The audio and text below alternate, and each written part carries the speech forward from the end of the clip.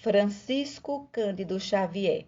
Evolução em Dois Mundos, 10º livro da coleção A Vida no Mundo Espiritual, ditado pelo Espírito André Luiz.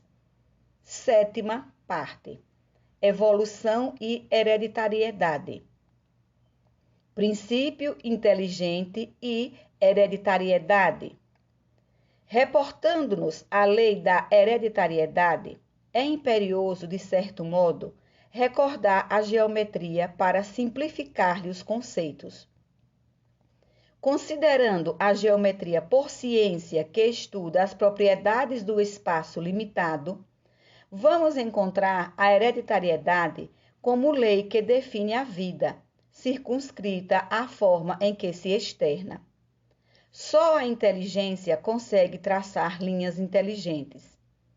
Em razão disso, e atendendo-se aos objetivos finalistas do universo, não será possível esquecer o plano divino, quando se trate de qualquer imersão mais profunda na genética, ainda mesmo que isso repugne aos cultores da ciência materialista. Como se estruturaram os cromatídeos nos cromossomas é problema que, de todo por enquanto, nos escapa ao sentido. Mas sabemos que os arquitetos espirituais, entrosados à supervisão celeste, gastaram longos séculos preparando as células que serviriam de base ao reino vegetal, combinando nucleoproteínas, a glúcides e a outros elementos primordiais, a fim de que se estabelecesse um nível seguro de forças constantes entre a bagagem do núcleo e do citoplasma. Com semelhante realização, o princípio inteligente começa a desenvolver-se do ponto de vista fisiopsicossomático. Não apenas a forma física do futuro promete então revelar-se, mas também a forma espiritual. Fatores da hereditariedade. Na intimidade dos corpúsculos simples, que evoluiriam para a feição de máquinas microscópicas, formadas de protoplasma e paraplasma, fixam-se vagarosamente, sob influenciação magnética, os fragmentos de cromatina, organizando-se os cromossomas em que seriam condensadas as fórmulas vitais da reprodução.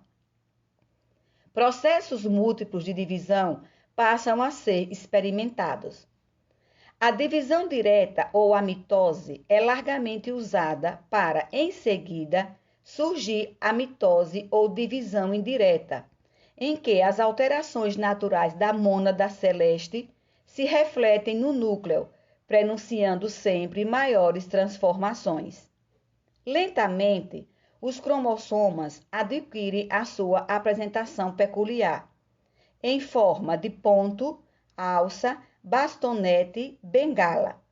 E a evolução que lhes diz respeito na cariocinese, desde a prófase à telófase, merece a melhor atenção dos construtores divinos,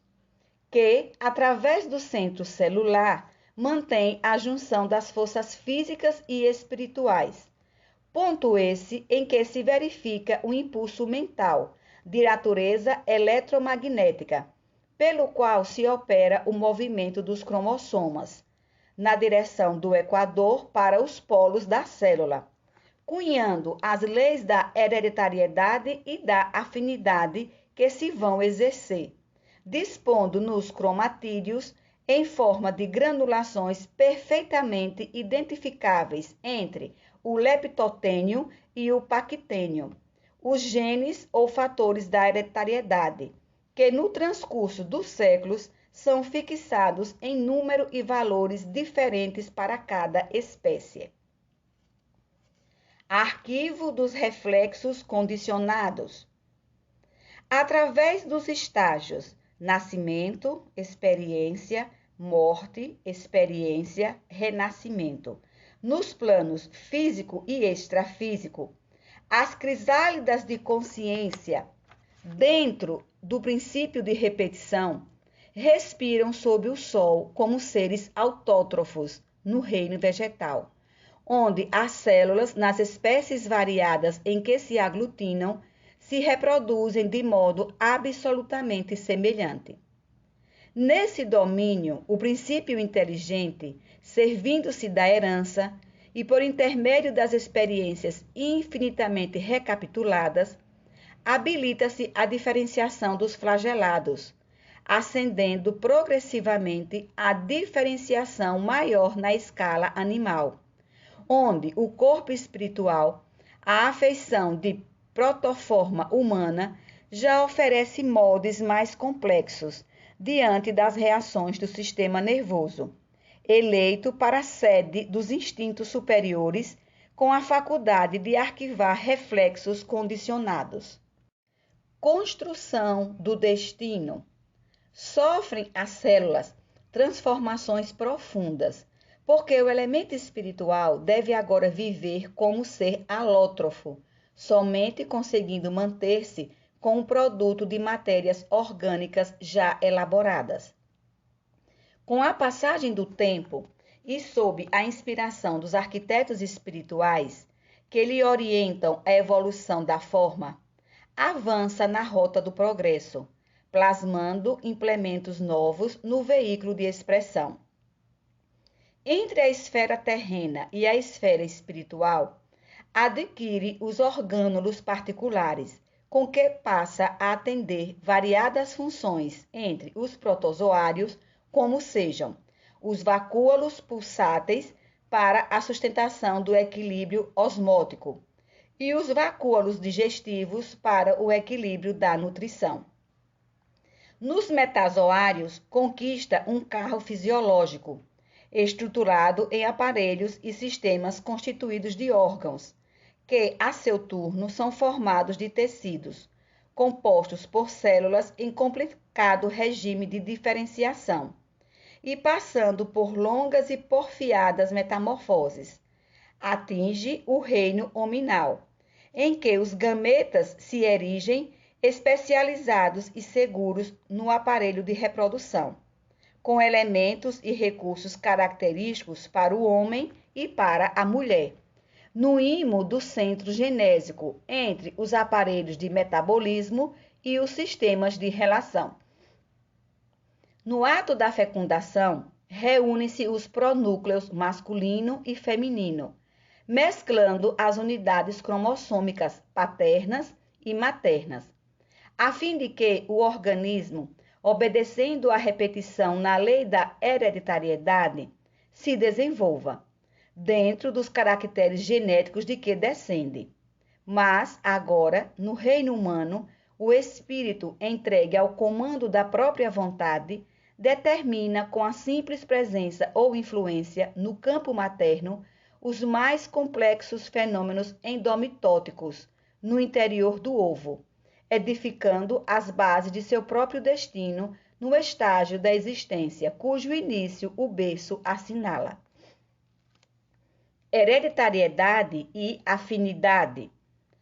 Nas épocas remotas, os semeadores divinos guiavam a elaboração das formas, traçando diretrizes ao mundo celular, em favor do princípio inteligente, então conduzido ante a sociedade espiritual como a criança irresponsável ante a sociedade humana. Todavia, à medida que se lhe alteia o conhecimento, passa a responsabilizar-se por si mesmo, pavimentando o caminho que o investirá na posse da herança celestial, no regaço da consciência cósmica. Com alicerces na hereditariedade, toma a forma física e se desvencilha dela para retomá-la em nova reencarnação, capaz de elevar-lhe o nível cultural ou moral, quando não seja para refazer tarefas que deixou viciadas ou esquecidas na retaguarda. Contudo, ligado inevitavelmente aos princípios de sequência, é compelido a renascer na Terra ou a viver além da morte, com raras exceções entre os seus próprios semelhantes, porquanto hereditariedade e afinidade no plano físico e no plano extrafísico, respectivamente, são leis inelutáveis, sobre as quais a alma se diferencia para a esfera superior, por sua própria escolha, aprendendo com larga soma de esforço a reger-se pelo bem invariável, que, lhe assegurando equilíbrio, também lhe confere poder sobre os fatores circunstanciais do próprio ambiente, a fim de criar valores mais nobres para os seus impulsos de perfeição. Geometria transcendente. Chegada a essa eminência, a criatura submete-se à lei da hereditariedade, com o direito de alterar-lhe as disposições fundamentais, até ponto não distante do limite justo, segundo o merecimento de que disponha. Para ajudar aos semelhantes na escalada, a mais amplas aquisições na senda evolutiva, recolhe, assim, concurso precioso dos organizadores do progresso, na mitose do ovo que lhe facultará novo corpo no mundo, de vez que toda a permuta de cromossomas no vaso uterino está invariavelmente presidida por agentes magnéticos ordinários ou extraordinários, conforme o tipo da existência que se faz ou refaz, com as chaves da hereditariedade, atendendo aos seus fins. Eis porque, interpretando os cromossomas à guisa de caracteres em que a mente inscreve, nos corpúsculos celulares que a servem, as disposições e os significados dos seus próprios destinos, caracteres que são constituídos pelos genes, como as linhas são formadas de pontos, genes aos quais se mesclam os elementos chamados bióforos, e tomando os bióforos nesses pontos como sendo os grânulos de tinta que os colorem. Será lícito comparar os princípios germinativos, nos domínios inferiores aos traços da geometria elementar,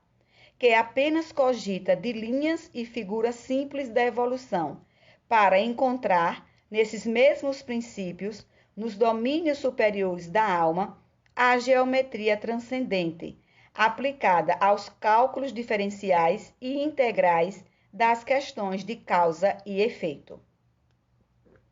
Hereditariedade e conduta.